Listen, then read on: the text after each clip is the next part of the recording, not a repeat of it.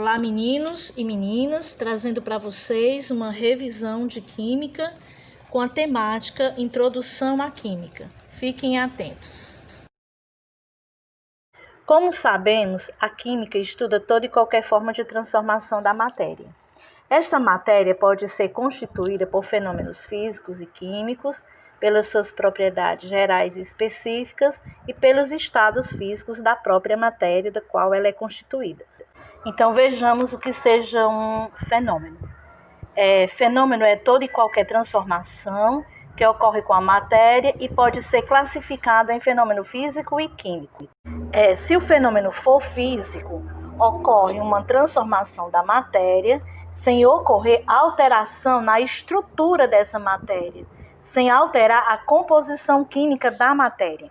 Agora, se ele for químico, ocorre uma transformação da matéria, onde novas substâncias poderão surgir.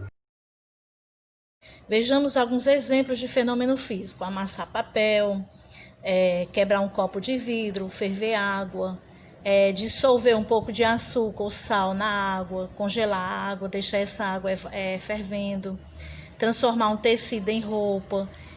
Tudo isso são exemplos de fenômenos físicos. Agora vejamos alguns exemplos de fenômenos químicos.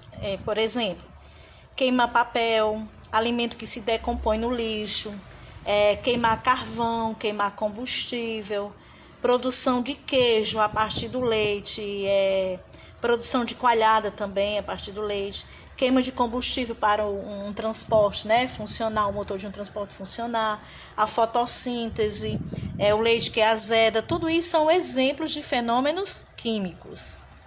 Agora, por exemplo, há certos fenômenos químicos que eles podem ser identificados por a manifestação da liberação de energia ou liberação de gases. Por exemplo, quando você acende uma lamparina a álcool, a um combustível, ele libera calor.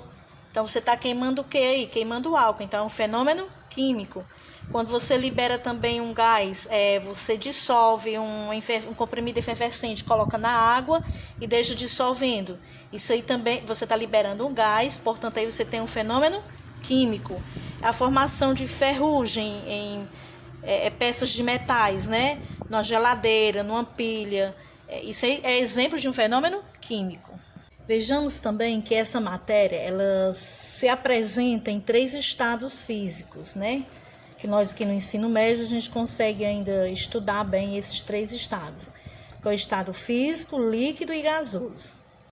E diante dos estados da matéria, nós sabemos que basta alterar a temperatura e pressão que essa matéria passa de uma fase para outra. Observando aí o sentido dessas setas e o que acontece com elas, quando aquece ou quando ela resfria, ela passa de uma fase para outra. Veja e acompanhe o sentido da seta e o nome que é dado a cada uma dessas transformações.